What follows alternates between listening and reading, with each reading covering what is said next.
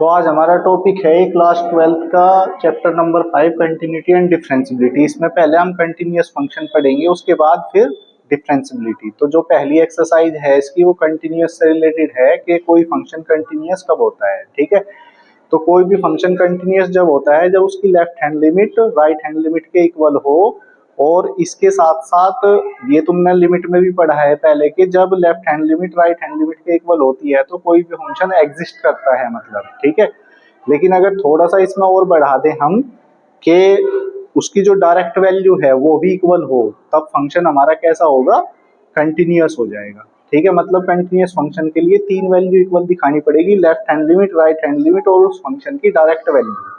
तीनों चीजें इक्वल होंगी तो फंक्शन क्या होगा, कंटिन्यूअस होगा। ठीक है, तो पहले इसके फॉर्मूले लिख लेते हैं कि a function f x is continuous at x is equal to a. X is equal to a पे कब कंटिन्यूअस होगा, जब left hand limit is equal to right hand limit equal to direct value, मतलब एफ ए, मतलब एक्स इजकल टू ए पे function की value F a. तो left hand limit को हम ऐसे भी तो लिख देते हैं, F a minus zero F a plus zero और इजकल टू एफ ए। मतलब ये तीनों वैल्यू इक्वल होंगी तो कोई भी फंक्शन हमारा क्या होगा, कंटिन्यूअस होगा। ठीक है, और कंटिन्यूअस कब नहीं होता फंक्शन, तो a function f x is discontinuous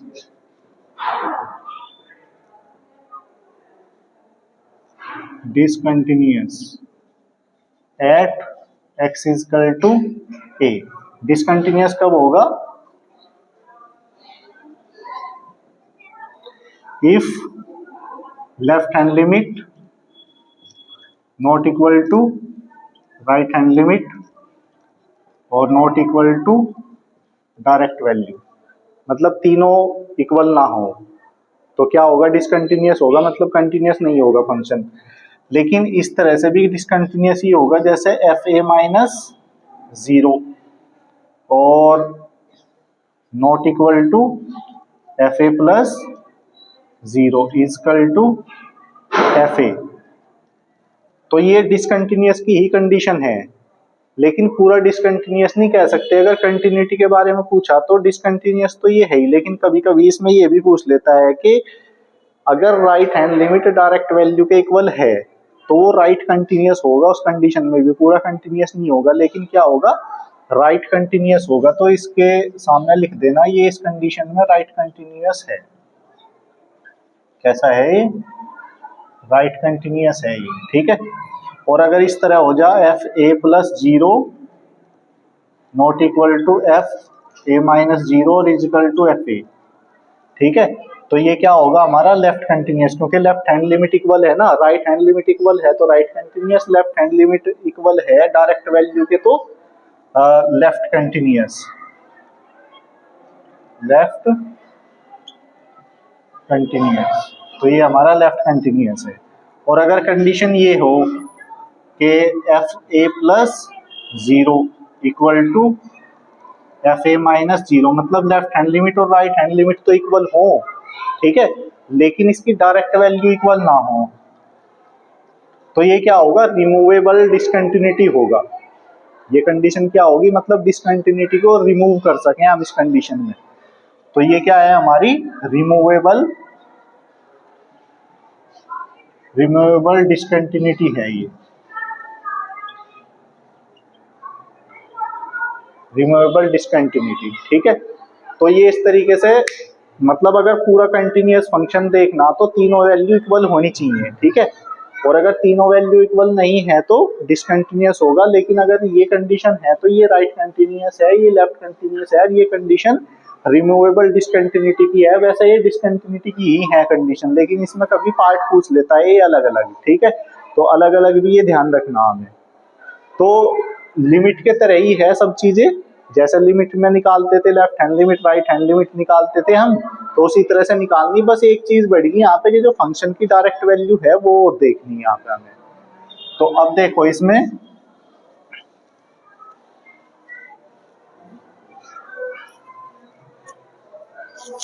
exercise 5A है ये हमारी, इसमें हमें कंटिन्यूअस फंक्शन ही देखने, कौन सा फंक्शन कंटिन्यूअस है कौन सा नहीं है। तो ये है एक्सरसाइज हमारी 5A। क्वेश्चन नंबर 1 ये दे रखा है, ये फंक्शन है हमारा f(x) equal to 2x square minus 3x plus 2, और ये x इजकल टू 1 पे हमें कंटिन्यूअस प्रूव करना, x इजकल टू 1 पे कंटिन्यूअस प्रूव करना। तो कहीं पे लेना है ये हमें एट x इजकल टू 1। तो लेफ्ट हैंड लिमिट मतलब f1 माइनस 0 को ही तो लेफ्ट हैंड लिमिट कहेंगे। तो लेफ्ट हैंड लिमिट क्या होगी, लिमिट x टेंस टू क्या भाई 1 पे ले रहे तो 1 के हिसाब से लेंगे ना, तो h टेंस टू क्या हो जाएगा हमारा, h टेंस टू 0 और f1 माइनस h, ये तो लेफ्ट हैंड लिमिट लिखेंगे इस तरीके से। और फंक्शन यही है तो दोनों के लिए यही यूज होगा, लेफ्ट हैंड लिमिट के लिए भी और राइट हैंड लिमिट के लिए भी। तो इसको limit h tends to 0 left hand limit, तो इसमें x की जगह क्या रख देंगे 1 माइनस h, तो 2 इंटू 1 माइनस h का square minus 3 into 1 minus h और प्लस 2, ठीक है। तो अब लिमिट रख दो, इसमें लिमिट रख देंगे तो ये 2 इंटू 1 माइनस 0 का स्क्वायर माइनस 3 इंटू 1 माइनस 0 और प्लस 2, तो ये हो गया 2 माइनस 3 और प्लस 2, तो कितना हो गया 4 हो गया ना, 4 माइनस 3 तो 1 हो गया, ठीक है। बट 2 2 3 में से ये घट गया ना, 2 2 4 4 में से 3 गया तो 1 आ गया, तो लेफ्ट हैंड लिमिट की वैल्यू आ गई है हमारी, ठीक है। अब इसी तरह क्या निकाल लेंगे हम, राइट हैंड लिमिट मतलब f1 plus 0 equal to f limit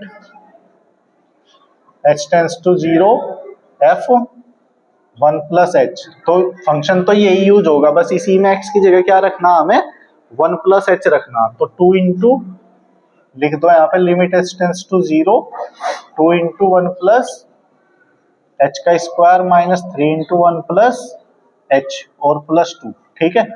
तो क्या हो जाएगा ये लिमिट h टेंस टू 0 और बस लिमिट रख दो यहाँ पे, तो लिमिट क्या होगी हमारी 2 into 1 plus 0 minus 3 into 1 plus 0 plus 2, तो ये भी उसी तरह से आएगा बिल्कुल, ये 2 हो गया, ये माइनस 3 हो गया और ये प्लस 2 हो गया, तो 4 माइनस 3 इजकल टू 1, तो 1 ही आ गई। अब डायरेक्ट वैल्यू मतलब f1, जब f(x) ही है तो f1 का मतलब सीधे x की जगह 1 रख दो, सीधे x की जगह 1 रख दो इसमें, तो ये हो गया 2 इंटू 1 का स्क्वायर माइनस 3 इंटू 1 और प्लस 2, तो ये हो गया 2 माइनस 3 और प्लस 2, तो कितना हो गया ये भी 4 माइनस 3 इजकल टू 1 ही हो गया। तो वी सी दैट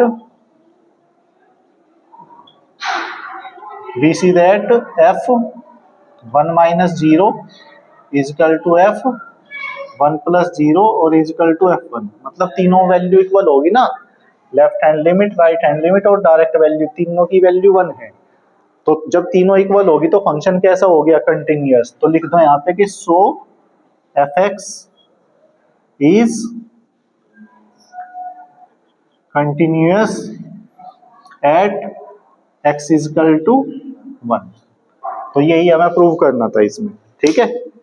तो हर एक क्वेश्चन में ऐसे ही करना है कि कोई भी फंक्शन हमारा कंटिन्यूअस कब होगा, जब left hand limit right hand limit और उसकी डायरेक्ट वैल्यू, ठीक है, तीनों इक्वल होगी तो क्या होगा, वो फंक्शन कंटिन्यूअस होगा। अगर कोई सी एक भी इक्वल हुए बगैर रह जाती है तो फिर फंक्शन कंटिन्यूअस नहीं होने का। तो नेक्स्ट क्वेश्चन देखते हैं। ये तो एक ही फंक्शन दिया हुआ था तो लेफ्ट हैंड लिमिट के लिए भी यही यूज हुआ, ठीक है, और राइट हैंड लिमिट के लिए भी यही यूज हुआ और डायरेक्ट वैल्यू के लिए भी यही यूज हुआ। लेकिन अब जब अलग अलग फंक्शन दे देंगे तो फिर उसी हिसाब से करना। देखो जैसे ये क्वेश्चन नंबर 2 है हमारा, ये दे रखा लिखा है f x is equal to 2x minus 3। ये कब है? जब x लेस देन 2। और x माइनस 1 ये कब है? जब x greater than equal to 2। मतलब लेस देन 2 के लिए है और ग्रेटर देन इक्वल टू 2 के लिए ये है। मतलब कहने का ये है कि राइट हैंड लिमिट के लिए भी ये फंक्शन यूज होगा, डायरेक्ट वैल्यू के लिए भी ये यूज होगा, क्योंकि इक्वल टू भी तो इसी के लिए है। और जहां पे लेस देन वाला है वो यूज होगा लेफ्ट हैंड लिमिट के लिए। ठीक है, तो इसे भी हमें कहीं पे दिखाना, x इजकल टू 2 पे हमें कंटिन्यूअसली प्रूव करना। तो एट x इजकल टू 2 पे, ठीक है, तो क्या हो जाएगा? लेफ्ट हैंड लिमिट क्या होगी इस हिसाब से? 2 minus 0 limit h tends to 0। कौन सा फंक्शन यूज होना लेफ्ट हैंड लिमिट के लिए? ये वाला। तो ये f2 माइनस h, और इस वाले फंक्शन में रखेंगे इस x की वैल्यू, x की जगह 2 माइनस h इस वाले में रखेंगे, क्योंकि लेफ्ट हैंड लिमिट के लिए ये यूज होना। ठीक है, तो क्या हो जाएगा? ये limit h tends to 0 2 into 2 minus h और माइनस 3। ठीक है, तो limit h tends to 0 multiply कर दो, या सीधे लिमिट रख दो तुम, इसमें कोई दिक्कत नहीं, क्योंकि 0 तो 0 अपॉन 0 इंडिटरमिनेट तो बनना नहीं कहीं इसमें। ठीक है, तो सीधी रख दो, तो 2 इंटू 2 माइनस 0 माइनस 3। ठीक है, तो कितना हो गया? 4 माइनस 3 मतलब 1। अब राइट हैंड लिमिट लेंगे। राइट हैंड लिमिट मतलब f2 प्लस 0। इसके लिए कौन सा फंक्शन यूज होना? f2 प्लस h लिखेंगे और ये वाला फंक्शन यूज होगा, मतलब इसमें रखेंगे x की जगह, ये x की जगह 2 प्लस 1 इसमें रखेंगे। तो ये हो गया limit h tends to 0 2 plus h और माइनस 1।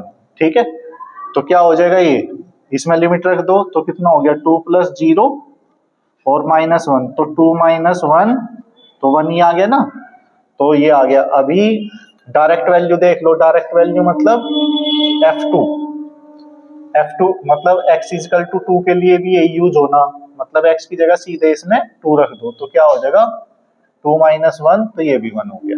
ठीक है, तो तीनों वैल्यू इक्वल होगी, तो लिख देना यहाँ पे we see that f2 minus 0 equal to f2 plus 0 और इजकल टू f2। तीनों वैल्यू इक्वल है। ठीक है, और तीनों वैल्यू इक्वल है तो क्या हो गया? फंक्शन हमारा कंटिन्यूअस हो गया। तो लिख दो यहाँ पे so fx is continuous at x is equal to 2। ठीक है, यही हमें प्रूव करना था कि कंटिन्यूअस है x इजकल टू 2 पे। ठीक है, तो इस तरीके से करना है ये। तो ये बात समझ आएगी होगी। अब एक क्वेश्चन और देख लेते हैं इसका, question number 3।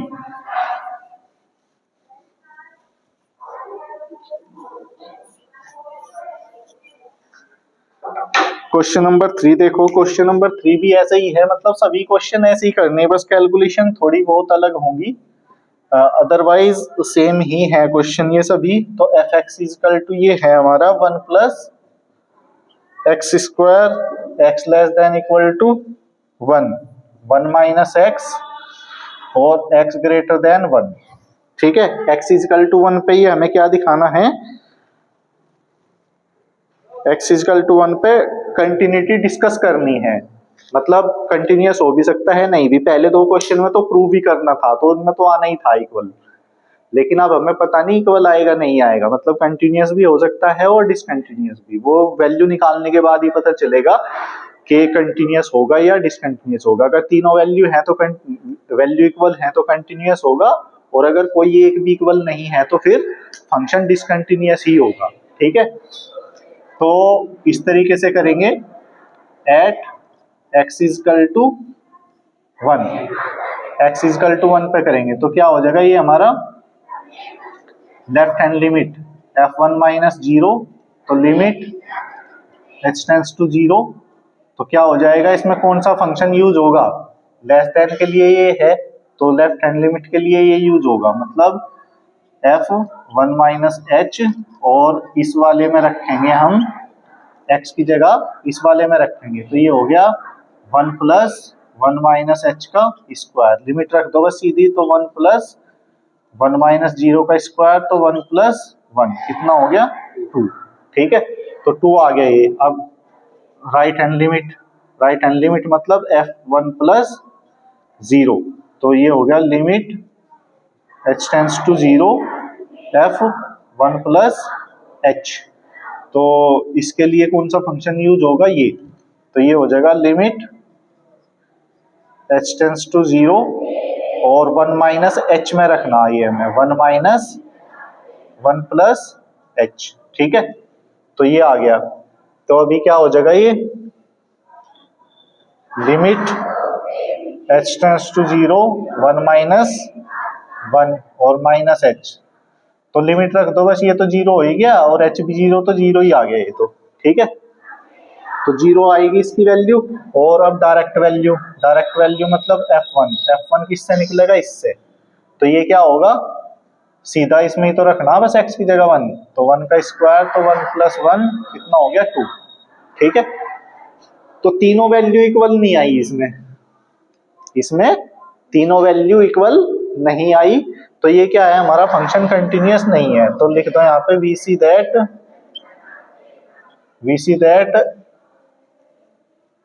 f 1 minus 0 not equal to f, या इन्हें पहले इसे बाद में लिख लेना, क्योंकि जो इक्वल है उसको बाद में लिख दिया करो।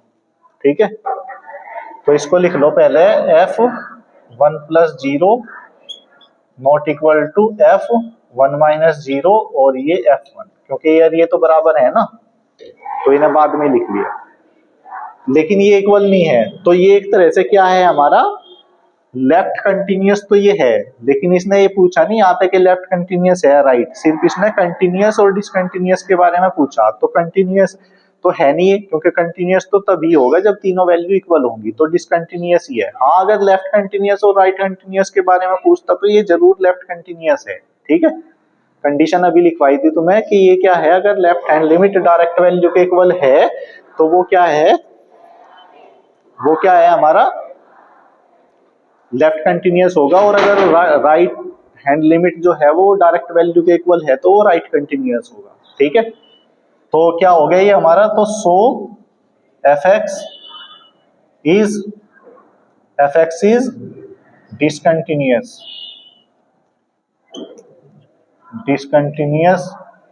Eight x equal to 1, x equal to 1 पर डिसकंटिन्यूअस फंक्शन है। ठीक है, तो इस तरीके से होगा ये। तो नेक्स्ट क्वेश्चन देखते हैं इसका।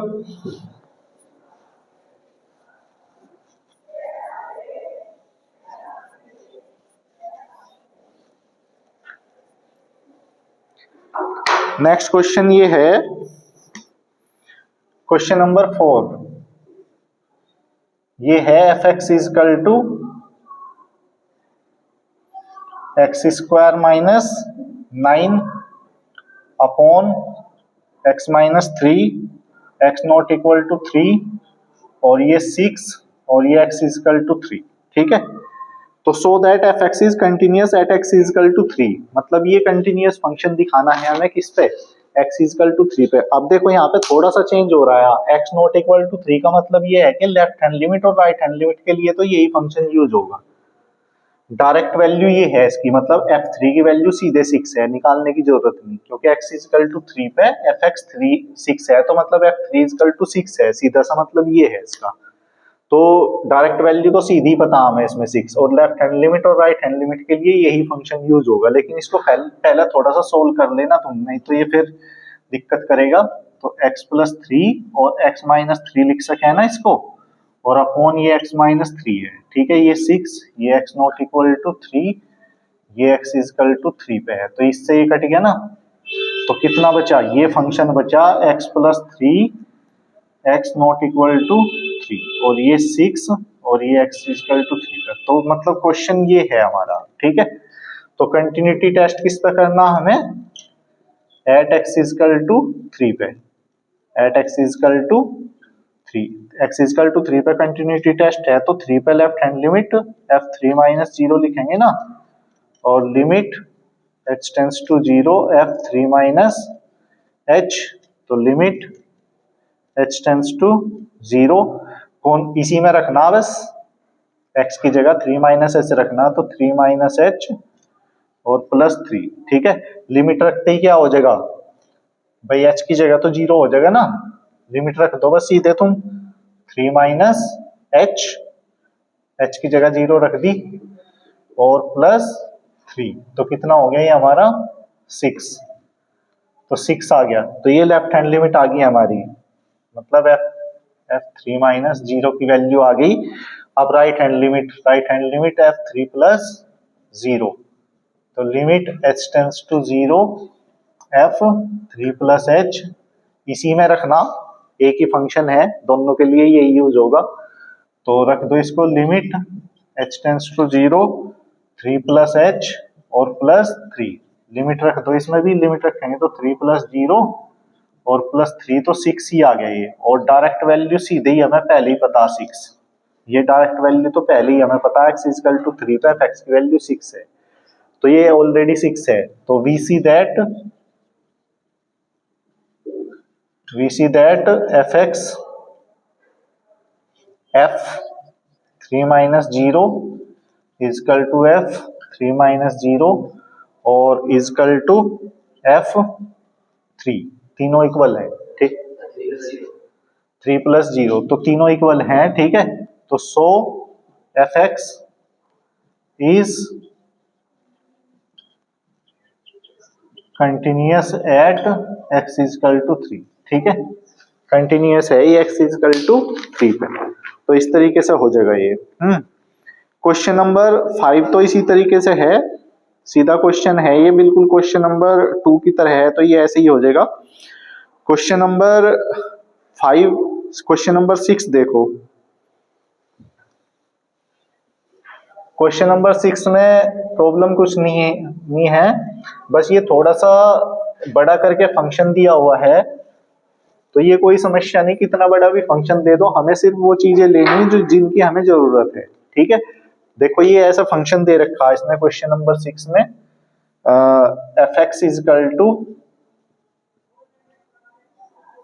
ये बड़ा फंक्शन दे रखा, ये 0 है, 0 कब है, जब x is equal to 0, 1/2 minus x है जब 0 से greater than x less than 1/2, 1/2 है, ये कब है, x इजकल टू 1/2 पर है, और 2/3 है, 2/3 माइनस एक्स है, 1/2 से greater than x less then 1, ठीक है, और 1 है कब, x इजकल टू 1, तो ये मतलब इतना बड़ा करके दे रखा है इसने, लेकिन हमें सिर्फ वो वैल्यू लेनी जिनकी हमें जरूरत है।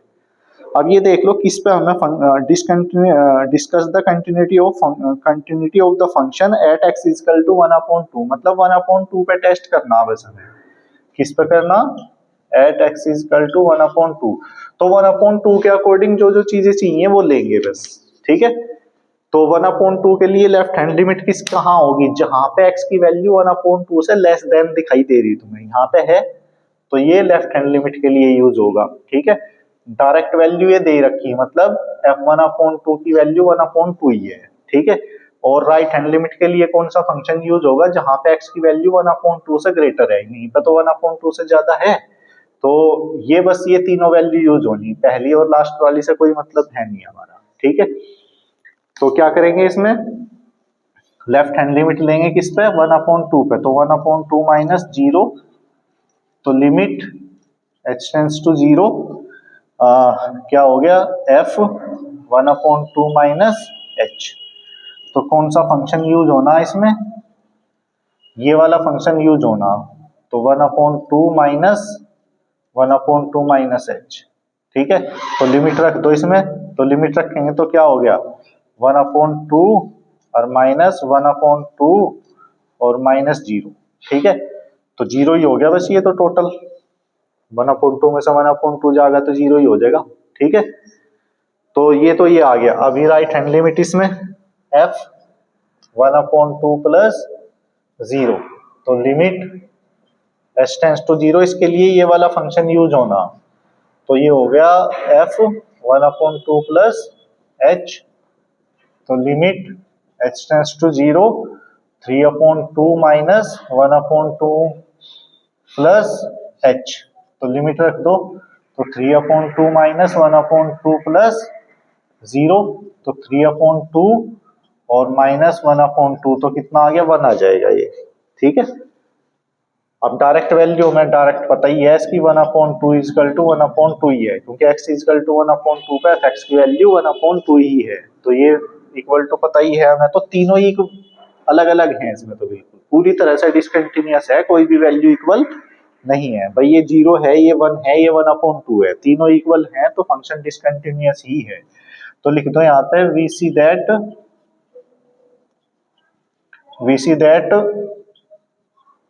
एफ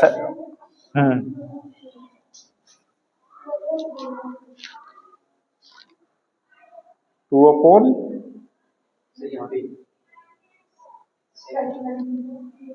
ये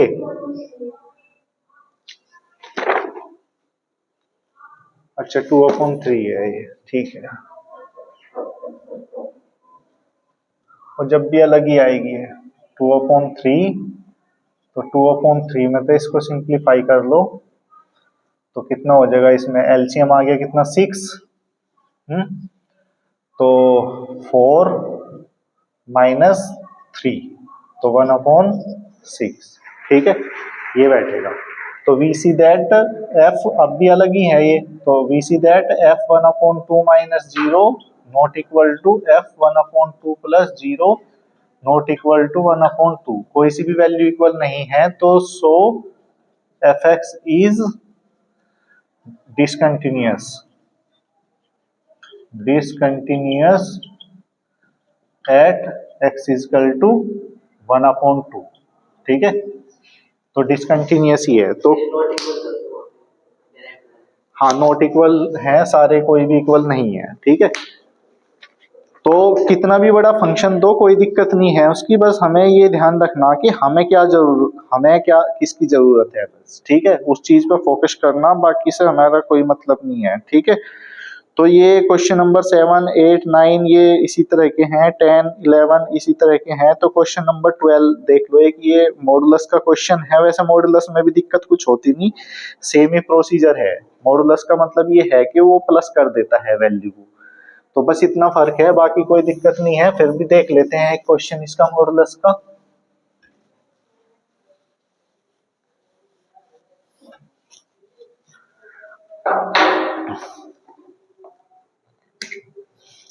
क्वेश्चन नंबर 12 ये है f x is equal to mod x upon x, x not equal to 0, ये 1, ये x इजकल टू 0, ठीक है। मतलब x नॉट इक्वल टू 0 के लिए फंक्शन यूज होगा, मतलब x लेस देन 0 के लिए भी यही है और x ग्रेटर देन 0 के लिए भी यही है, ठीक है। और डायरेक्ट वैल्यू ये दे ही रखी इसने 1 हमें, ठीक है।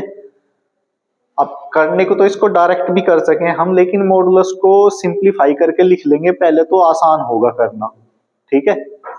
तो मॉडुलस को सिंप्लीफाई कैसे करेंगे, मतलब मॉडुलस की दो वैल्यू हो, मोड एक्स अपॉन, मतलब मोड एक्स की वैल्यू एक्स कब हो जाती है, जब एक्स ग्रेटर देन 0, जब x की वैल्यू 0 से बड़ी होगी तो मोड x की वैल्यू x के इक्वल ही होती है, लिखवाया था ये तुम्हें, ठीक है। वैसे भी जनरली सोच सको तुम भाई, मॉडुलस में जैसे +1 है तो मॉडुलस के अंदर लिखोगे तो मॉडुलस 1 की वैल्यू 1 ही होगी और 1 1 है ही, ठीक है। तो मॉडुलस x की वैल्यू x के इक्वल हो, मतलब पॉजिटिव नंबर के लिए, और 0 के लिए भी, निगेटिव के लिए बदलती है बस, ठीक है।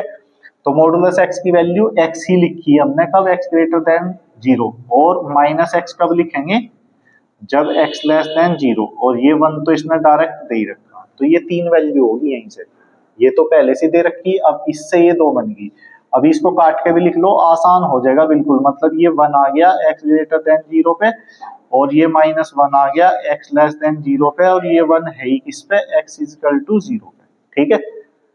तो अब सीधे हमें पता, तो अभी continuous function x is equal to 0 पे कंटिन्यूटी टेस्ट करना है इसमें भी, तो एट x इजकल टू 0 पे लेना, तो left hand limit f0 minus 0, तो limit h tends to 0 f 0 minus h, क्या होगी इसकी वैल्यू? सीधा 1, वो सीधा ये -1, क्योंकि लेफ्ट हैंड लिमिट के लिए सीधा x की कोई भी वैल्यू हो, f(x) की वैल्यू कितनी होगी? -1 होगी। तो सीधा क्या आ जाएगा इसमें? लिमिट h टेंड्स टू 0 -1, क्योंकि x है ही नहीं, फर्क पड़ने का नहीं ना, कांस्टेंट फंक्शन है, मतलब यहाँ कुछ भी हो ये -1 ही आएगी सभी के लिए। तो -1 हो गया, तो -1 आ गया इसके लिए, ठीक है। फिर डायरेक्ट f 0 + 0 मतलब limit h tends to 0 f 0 + h, इसके लिए कौन सा आ जाएगा सीधा? ये, क्योंकि ये भी कांस्टेंट फंक्शन ही है, मतलब राइट हैंड लिमिट के लिए ये फंक्शन यूज होगा, तो सीधा क्या आ जाएगा इसकी जगह? 1, ठीक है। तो ये 1 ही हो गया, और डायरेक्ट वैल्यू इसने खुद ही 1 दे रखी, f0 = 1 पहले से दे रखा। तो तीनों वैल्यू तो इक्वल है ही नहीं, दो इक्वल हैं, उनको लिख लो। वैसे तो डिसकंटिन्यूअस ही है ये, we see that f 0 minus कौन कौन सी इक्वल है उन्हें बाद में लिख लेंगे, ये बाद वाली इक्वल है, ठीक है। तो f0 - 0 not equal to f0 + 0 equal to f0, ठीक है। तो so fx is discontinuous at x = 0, ठीक है। तो ये डिसकंटिन्यूअस हो गया। तो इस तरह का क्वेश्चन नंबर 13 भी ऐसे ही है, मॉडुलस है, इसमें कोई फर्क नहीं पड़ना, बस इसी तरीके से लिखना हमें, ठीक है। इससे कोई फर्क नहीं पड़ता, मॉडुलस वाले क्वेश्चन में अलग से कुछ नहीं होता, करने का तरीका वही है, बिल्कुल उसी तरीके से करना है, ठीक है। तो इसी तरह के क्वेश्चन हैं इस एक्सरसाइज में सभी। तो ये कंटिन्यूअस फंक्शन इस तरीके से हमें करने हैं, तो इनको करके देखो आज, अगर कोई प्रॉब्लम होगी किसी क्वेश्चन में तो नेक्स्ट क्लास में देखते हैं उसको, ठीक है। तो आज यहीं तक, नमस्कार। हाँ भेज